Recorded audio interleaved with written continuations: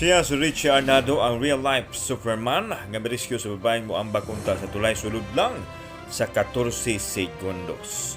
Dili siya well-trained rescuer apan niya nahimo kini sa dali nga panahon. Kini ang CCTV footage sa Mactan Mandawi Bridge din makita kining babae nga musuway sa pag-ambak sa tulay. May nalang kinabantayan sa van driver nga mihunong og mikanaog kining driver ug suway pagduha-duha iyang giluwas ang naasoy nga babae. Pag abot gyud sa tungod, ako ang gibuhat nga mainta nagampo ko nga mainta maabtan na nako bisan ang kamot na lang nga makuptan lang gyud nako. So wa gyud ko nagdudua, naglibog ko ma'am kung giunsa nako pagawas sa sakyanan, naglibog ko giunsa nako pagbunlot kay na feel gyud nako pagbunlot ra gyud nako mura ra gyud siya gaan nga wa. Mura ra gyud siya kahoy nga gibunlot nako nga gaan ra gyud para nako sakitan.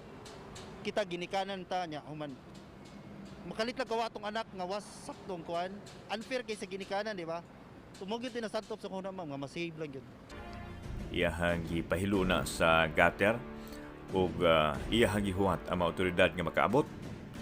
Samtang ang naasoy babae gidala na sa home care facility sa Lapu-Lapu City. So nahitabo ni araw ng kagitingan April 9 din usa ka bayanihong lakang heroic act ang atong nasaksihan gikan niining naasoy lalaki. Siya ang 42 anyos nga si Richie Arnado, taga Bangkal, Lapu-Lapu City ug girakda sab siyang pasidunggan sa Lapu-Lapu City Government subay sa pagsaulog sa ika-500 ka tuig nga Battle of Mactan. Kanimo Boss Richie Arnado, saludo kami.